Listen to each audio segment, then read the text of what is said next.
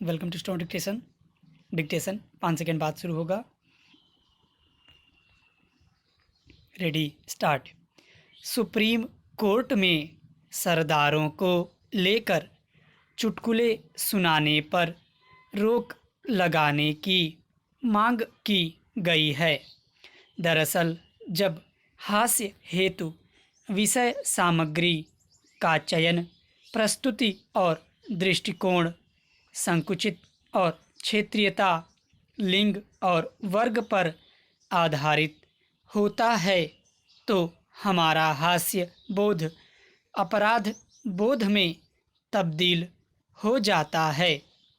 सरदारों को लेकर चुटकुले तो महज एक उदाहरण है, वरना हम काले रंग, अंग्रेजी भाषा, पत्नी, स्त्री आदि को लेकर जिस तरह चटखारे लेकर चुटकुले सुनाते हैं, वह हमारे वैचारिक दारिद्र्य का परिचायक तो होता ही है, साथ ही हमारी समझ और शिक्षा पर भी प्रश्न चिन्ह अंकित करने के लिए पर्याप्त है।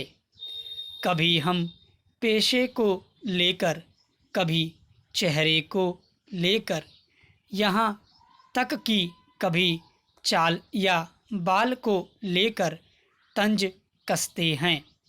जाहिर है हमारे समाज में स्वस्थ और भव्य नज़ारों को छोड़कर अनुचित और अव्यवहारिक उदाहरणों को आधार बना रखा है। Para change. चॉकलेट डे पर चॉकलेट खाने वाले लोगों ने यह किस्सा तो ज़रूर पढ़ा होगा, जिसमें एक बच्चा चॉकलेट की दुकान में छिपकर बैठ गया था। पहले तो वह बहुत खुश हुआ, लेकिन जैसे मीठी रात लंबी होने लगी, वैसे उसका भय बढ़ने लगा। अंत में वितृष्ण होकर उसने भविष्य में चॉकलेट से हमेशा के लिए तौबा कर ली। कुछ ऐसा ही भय हास्य को लेकर भी सताने लगा है। हंसी तो फंसी वाली पीड़ा भुगतने वाली लड़की जिंदगी भर मायूसी के अंधकार में गुजरने को विवश होकर उस पल को कोसती है जिसमें उसने महज सहजता से हंसी का वर्ण किया था और बदले में उसे खुशियों के अपहरण का तोहफा मिला। यह उदाहरण बताने के लिए पर्याप्त है कि स्वस्थ सहज हास्यबोध लुप्त प्रजाति में सम्मिलित हो, इससे पहले ही हमारे समाज को इस गंभीरतापूर्वक चिंतन मनन और क्रियान्वयन पर बल देना होगा। पैराचेंज। कहते हैं सर्वश्रेष्ठ हास्य वह होता है जो स्वयं पर केंद्रित हो। स्वकेंद्रित हास्य साहस, विश्वास और अपनी विशेषता कमजोरी का आधार होता है, जिसका प्रस्तुतकर्ता को भान होता है।